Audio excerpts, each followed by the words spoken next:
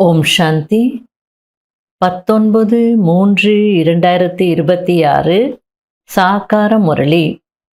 இன்று சிவ பகவான் கூறுகிறார், இனிமையான குழந்தைகளே, எப்படி பாப் தாதா இருவருமே அகங்காரமற்றவர்களாக இருக்கிறார்கள், ஆத்ம அபிமானியாக இருக்கிறார்கள், அதேபோல் ஃபாலோ ஃபாதர், தந்தையை பின்பற்றுங்கள். அப்போது சதா முன்னேற்றம் ஏற்பட்டு கொண்டே இருக்கும். கேள்வி: உயர்ந்த பதவி அடைவதற்கு எந்த எச்சரிக்கை வைப்பது அவசியமாகும்? பதில்: அதில் ஃபர்ஸ்ட் பாயிண்ட், உயர்ந்த பதவி அடைய வேண்டும் என்றால் மனதளவில் கூட யாருக்குமே என் மூலமாக துக்கம் ஏற்படக்கூடாது என்ற எச்சரிக்கை வையுங்கள். செகண்ட் பாயிண்ட், எந்த ஒரு சூழ்நிலையிலும் கோபம் வரக்கூடாது.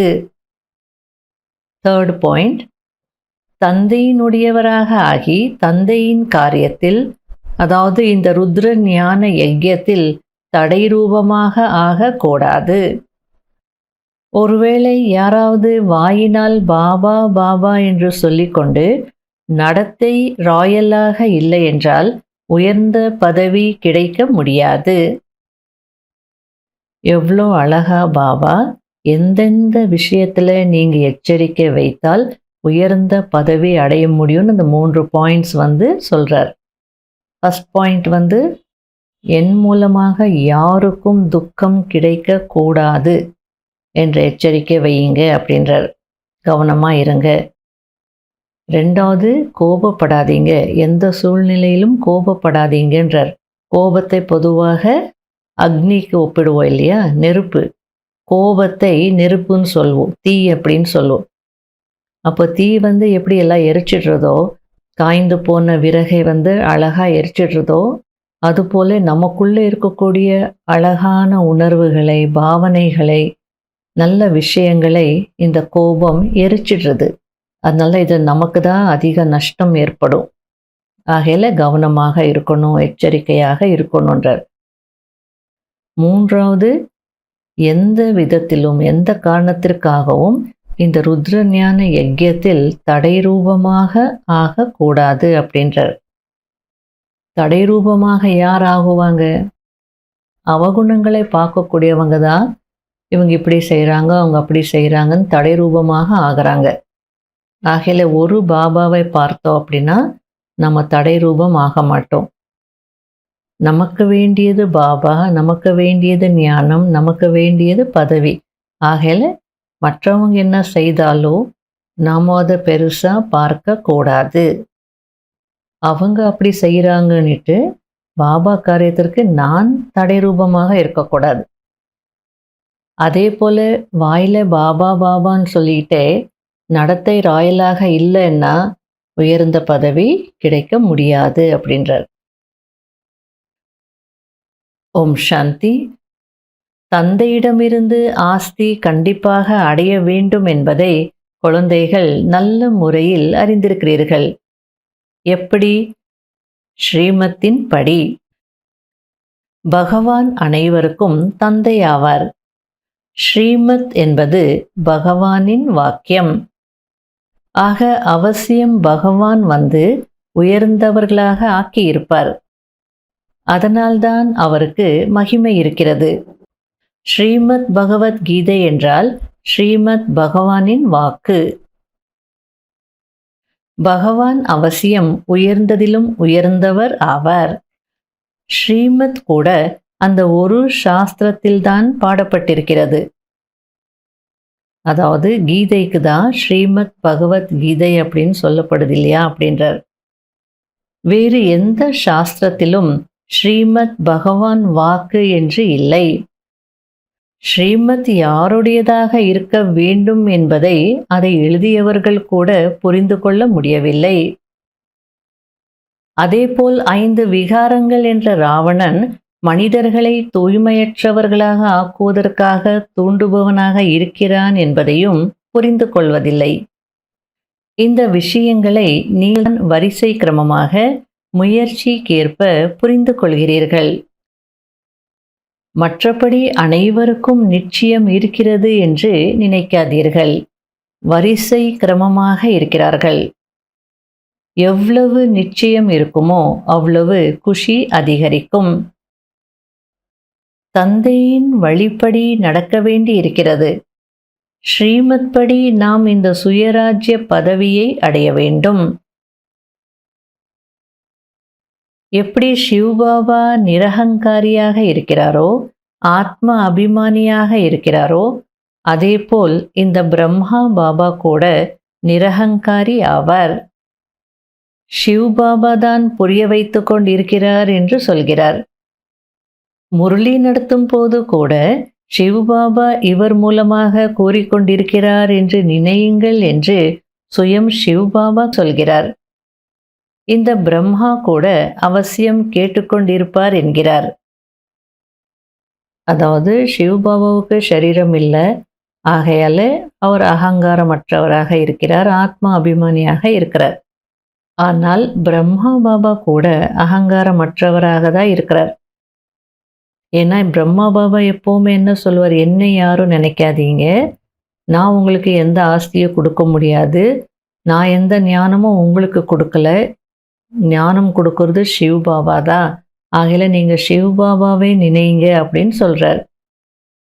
அதே போல் சிவபாபா கூட முரளியில் என்ன சொல்வார், நான் பிரம்மா மூலமாக புரிய வச்சிட்டு இருக்கிறேன், இந்த பிரம்மாவும் கேட்டுட்டு இருக்கிறார் அப்படின்னு தானே சொல்கிறார். அதுபோல் நாம் கூட ஃபாலோ ஃபாதர் பண்ணணும். முக்கியமான விஷயம், தந்தை நினைவு யாத்திரையை கற்றுக் கொடுக்கிறார். இதில் தேக அபிமானம் இருக்கக்கூடாது. எதுக்கு ஆத்மாபிமானியாக இருக்கணும்? பாபா சொல்லி கொடுக்கறது நினைவு யாத்திரை. அந்த நினைவு யாத்திரை செய்யணும்னா தேகாபிமானம் இருக்கக்கூடாது. ஆகையால ஆத்மாபிமானி ஆகங்க, அகங்காரமற்றவர் ஆகங்க அப்படின்றார். முரளி நடத்த முடியவில்லை என்றால் நினைவு யாத்திரையில் இருங்கள். யாத்திரையில் இருந்து கொண்டே முரளி நடத்த முடியும். ஆனால் யாத்திரையை மறந்து விடுகிறீர்கள் என்றாலும் பரவாயில்லை, முரளி நடத்திவிட்டு பிறகு யாத்திரையில் இருங்கள். ஏனென்றால் அது சப்தத்திற்கு அப்பாற்பட்ட வானப்பிரஸ்த நிலையாகும். அதாவது கிளாஸ் பண்ணுறீங்க அப்படின்னா முரளி நடத்தும் போது யாத்திரையில் இருக்கணும், நினைவு யாத்திரையில் இருந்து படிக்கணும். சப்போஸ் அது உங்களுக்கு முடியல அப்படின்னா பிரச்சனை இல்லை, கிளாஸ் முடிச்சுட்டு அதுக்கப்புறம் யோகா பண்ணுங்க, யாத்திரையில் இருங்க. ஏன்னா யாத்திரையில் இருந்தே படிக்க முடியும்னு சொல்ல முடியாது. ஏன்னா யாத்திரை அப்படின்னா என்ன? சப்தத்தை கடந்து வானப்பிரஸ்தத்திற்கு செல்வது, அதுதானே யாத்திரை. அப்போ எப்படி முரளி படிக்க முடியும்? ஆகலப்பா முரளி படிச்சுட்டு அதுக்கப்புறம் கூட யாத்திரையில் இருங்க அப்படின்றார். முக்கியமான விஷயம், ஆத்ம அபிமானியாகி தந்தையை நினைவு செய்து கொண்டே இருக்க வேண்டும். மேலும் சக்கரத்தையும் நினைவு செய்து கொண்டே இருக்க வேண்டும். யாருக்கும் துக்கம் கொடுக்க கூடாது. எந்த அளவு நினைவு செய்வீர்களோ அந்த அளவு குஷியின் பாதரசம் ஏறி இருக்கும், ஆஸ்தி நினைவில் இருக்கும். எந்த அளவு தந்தையை நினைவு செய்வீர்களோ அந்த அளவு மகிழ்ச்சியாகவும் இருப்பீர்கள்.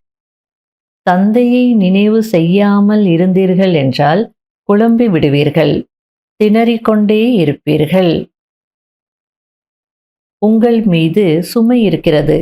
தந்தையை நினைவு செய்யவில்லை என்றால் பாவங்களின் சுமை இறங்காது. மற்றபடி நான் யாரையும் எதற்காக நினைவு செய்ய வேண்டும்? ஆத்மாக்களாகிய நீங்கள்தான் நினைவு செய்ய வேண்டும். எந்த அளவிற்கு நினைவு செய்வீர்களோ அந்த அளவிற்கு புண்ணியாத்மா ஆகிவிடுவீர்கள், பாவங்கள் நீக்கிக் கொண்டே போகும். இது மிகப்பெரிய குறிக்கோள் ஆகும். ஆத்ம அபிமானி ஆகுவதில்தான் உழைப்பு இருக்கிறது. இவ்வளோ அழகா சொல்லிட்டு இருக்கார் பாபா. நாயே யாரையாவது நினைக்கணும், எனக்கு ஆக வேண்டியது என்ன இருக்கு?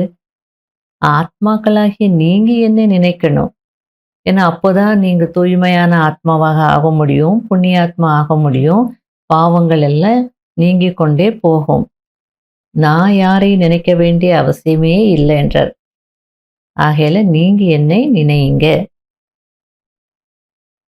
இப்போது கர்மாதீத நிலைக்கு அவசியம் செல்ல வேண்டும். பிறகு தங்க யுகத்தில் வர வேண்டும். இந்த ஈடுபாட்டில் இருந்து தங்களுக்கு நன்மை செய்ய வேண்டும். வெறும் பண்டிதராக ஆகக்கூடாது. மற்றவர்களுக்கு கற்பித்து கொண்டே சுயம் அந்த நிலையில் இருப்பதில்லை என்றால் பிரபாவம் ஏற்படாது. தனக்காகவும் முயற்சி செய்ய வேண்டும். ரூப் பசந்த் ஆக வேண்டும். அதாவது ஞான யோகம் இரண்டும் நிரம்பியவராக ஆக வேண்டும். இல்லை என்றால் தந்தைக்கு சமமானவர் அல்ல. ரூப்பாகவும் சரி, வசந்தாகவும் சரி, அக்யூரேட்டாக ஆக வேண்டும். அப்படின்னா ஞானத்திலையும் அக்யூரேட்டா இருக்கணும், யோகத்திலையும் அக்யூரேட்டா இருக்கணும். இதில்தான் உழைப்பு இருக்கிறது. ஏன்னா யோகா பண்றோம், அக்யூரசி இருக்கா? ஞானம் கேட்குறோம், அக்யூரசி இருக்கா? செக் பண்ணணும். தேக அபிமானம் கொன்று விடுகிறது. ராவணன் தேக அபிமானியாக ஆக்கியிருக்கிறான். இப்பொழுது நீங்கள் ஆத்ம அபிமானி ஆகிறீர்கள். ஆத்ம அபிமானியாக இருப்பவர்கள் மிகவும் இனிமையானவர்களாக ஆகி விடுகிறார்கள். அனைவருக்கும் தந்தையின் அறிமுகம் கொடுங்கள். அதை சொல்வதிலும் கூட மிகுந்த ராயல்டி இருக்க வேண்டும். நீங்கள் மனிதர்களுக்கு உயிர் தானம் கொடுக்கிறீர்கள். வழி சொல்ல வேண்டும், மேலும் புரிய வைக்க வேண்டும். நான் உங்களுக்கு கர்மம், அகர்மம் மற்றும் விகர்மத்தின் விளைவுகளை புரிய வைக்கிறேன் என்று தந்தை கூறுகிறார். ராவண ராஜ்யத்தில் மனிதர்களின் கர்மங்கள் பாவ கர்மங்களாக ஆகிவிடுகிறது. அங்கு உங்களுடைய கர்மங்கள் அக்கர்மமாக ஆகிறது. அது தெய்வீக சிருஷ்டியாகும். நான் படைப்பவராக இருக்கிறேன். எனவே அவசியம் நான் சங்கமத்தில்தான் வரவேண்டி இருக்கு. நாடகம் மிகவும் அதிசயமாக உருவாக்கப்பட்டிருக்கிறது. இதை புரிந்து கொள்வதற்கு நல்ல புத்தி தேவை. சிந்தனை கடலை கடையும் போது அனைத்தும் புரிய வந்துவிடும். இது ஏற்கனவே உருவாகி உருவாக்கப்பட்ட அனாதி நாடகம். எனவே குழந்தைகளாகிய நீங்கள் பிறரையும் தங்களுக்கு சமமாக சதா சுகமானவர்களாக ஆக்க வேண்டும். தூய்மையற்றவர்களை தூய்மையாக ஆக்குவது எப்படி தந்தையின் தொழிலோ அதேபோல் இது உங்களுடைய தொழிலாகும். உங்களுடைய முகம் சதா தேவதைகளைப் போல குஷியில் மலர்ந்திருக்க வேண்டும். நல்லது. இனிமையிலும் இனிமையான காணாமல் போய் கண்டெடுக்கப்பட்ட குழந்தைகளுக்கு தந்தை பாப் தாதாவின் அன்பு நினைவுகள். இப்படிப்பட்ட அன்பு நினைவுகள் ஒரு முறைதான் கிடைக்கிறது. எந்த அளவிற்கு நீங்கள் நினைவு செய்கிறீர்களோ அந்த அளவிற்கு நீங்கள் அன்பை பெறுவீர்கள். யாருக்கு அன்பு நினைவுகள் கிடைக்குது, எவ்வளோ கிடைக்குதுன்றது சொல்லிட்டு இருக்கார். யார் எவ்வளவு அன்பா பாபாவை நினைவு செய்கிறீங்களோ அந்த அளவிற்கு உங்களுக்கு அந்த அன்பு நினைவுகளும் கிடைக்குதுன்றார். பாவ கர்மங்கள் அழிந்து போகிறது, மேலும் தாரணையும் ஆகிறது. குழந்தைகளுக்கு குஷியின் பாதரசம் ஏறியிருக்க வேண்டும். யார் வந்தாலும் அவருக்கு வழி சொல்ல வேண்டும். எல்லையற்ற ஆஸ்தியை எல்லையற்ற தந்தையிடமிருந்து அடைய வேண்டும். சாதாரண விஷயமா என்ன? அப்படிப்பட்ட முயற்சி செய்ய வேண்டும். நல்லது. இனிமையிலும் இனிமையான தேடி கண்டெடுக்கப்பட்ட செல்ல குழந்தைகளுக்கு மாத்பிதா பாப் தாதாவின் அன்பு நினைவுகள் மற்றும் குட் மார்னிங். ஆன்மீக குழந்தைகளுக்கு ஆன்மீக தந்தையின் நமஸ்காரம். கடைபிடிக்க வேண்டிய முக்கியமான சாராம்சம். முதல் பாயிண்ட், பேசுவதிலும் நடப்பதிலும் மிகவும் ராயலானவர்கள் ஆக வேண்டும். வாயிலிருந்து சதா ரத்தினங்களையே வெளிப்படுத்த வேண்டும். தனக்கு சமமாக ஆக்கக்கூடிய சேவை செய்ய வேண்டும். யாருடைய இதயத்தையும் புண்படுத்தக்கூடாது. 2வது பாயிண்ட், கோபத்தின் மீது மிகுந்த எச்சரிக்கை வைக்க வேண்டும். முகத்தை சதா தேவதைகளைப் போல மலர்ந்ததாக வைத்திருக்க வேண்டும். சுயம் தங்களை ஞானயோக பலத்தினால் தேவதையாக ஆக்க வேண்டும். வரதானம்: சக்திசாலியான கண்ணாடி மூலம் அனைவருக்கும் சுயத்தின் தரிசனம் செய்விக்கக்கூடிய சாட்சாத்கார மூர்த்தி, அதாவது காட்சியளிக்கும் மூர்த்தி ஆகுங்கள். எப்படி கண்ணாடியின் முன்னால் யார் போய் நின்றாலும் அவர்களுக்கு அவர்களுடைய தெளிவான காட்சி கிடைக்கிறது. ஆனால் ஒருவேளை கண்ணாடி சக்திசாலியாக இல்லை என்றால் உண்மையான ரூபத்திற்கு பதிலாக வேறொரு ரூபம் தென்படும். இருப்பது மெலிந்தவராக, தெரிவது குண்டாக. அதாவது கண்ணாடியில் அந்த பின்னாடி இருக்கக்கூடிய மெர்க்குரி சரியா இல்லை, பவர்ஃபுல்லாக இல்லை அப்படின்னா நீங்கள் ஒல்லியாக இருந்தோ அந்த கண்ணாடியில் பார்க்கும்போது எப்படி தெரிவிங்க? குண்டாக தெரிவிங்க. எனவே நீங்கள் அப்படிப்பட்ட சக்திசாலியான கண்ணாடியாக ஆகிவிடுங்கள். அதன் மூலம் அனைவருக்கும் அவர்களுடைய காட்சி காண்பிக்க முடிய வேண்டும். அதாவது உங்கள் முன்னால் வந்த உடனேயே அவர்கள் தேகத்தை மறந்து தங்களுடைய ஆத்ம ரூபத்தில் நிலைத்துவிட வேண்டும். இதுதான் உண்மையான சேவையாகும். இதன் மூலம் வெற்றி முழக்கம் ஏற்படும். அதாவது நீங்கள் நல்ல சக்திசாலியான கண்ணாடியாக இருந்தீங்கன்னா உங்கள் முன்னாடி யார் வந்தாலும் அவங்களுக்கு நீங்கள் ஆத்மா, அழியாத ஆத்மா, நெற்றியில் இருக்கீங்கன்னு சொல்ல தேவையில்லை.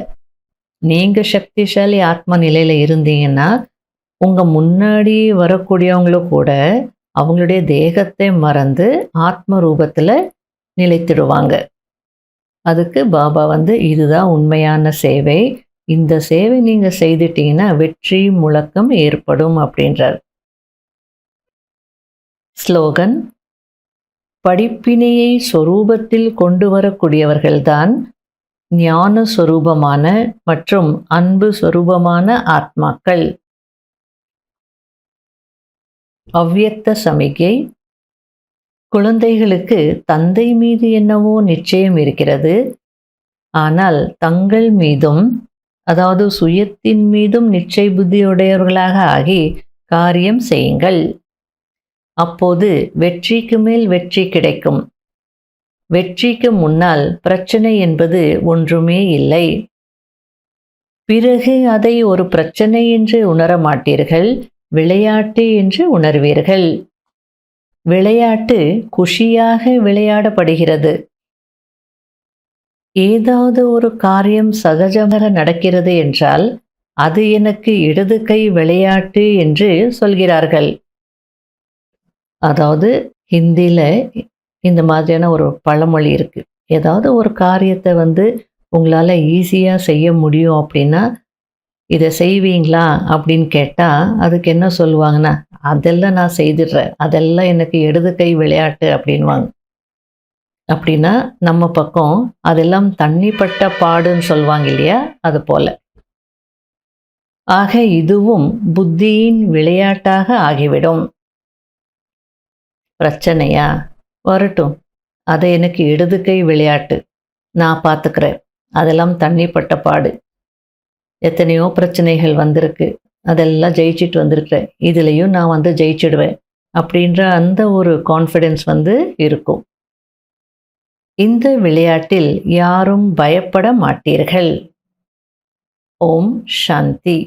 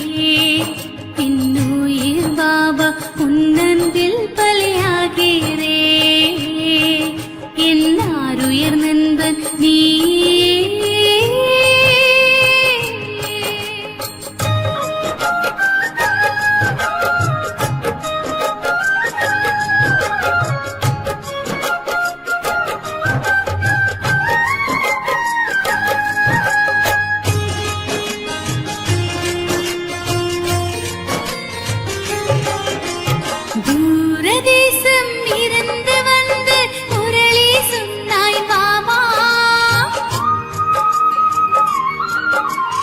தூங்கியிருந்த உயிர்களுக்கெல்லாம் நிம்மதி தந்தாய் பாபா. தூரதேசம் இருந்து வந்து முரளி சொன்னாய் பாபா. தூங்கியிருந்த உயிர்களுக்கெல்லாம் நிம்மதி தந்தாய் பாபா. பாபா என்னும் பெயரில் மந்திரத்தான் இருக்கிறது. மாயா என்னும் பேரே மதுவே அழிக்கிறது. அதர்ம உலகம் மாறட்டுமே, புது ஸ்வர்க்க உலகம் தொடங்கட்டுமே. என் உயிர் பாபா உன் மனதில் பலியாகிறேன்.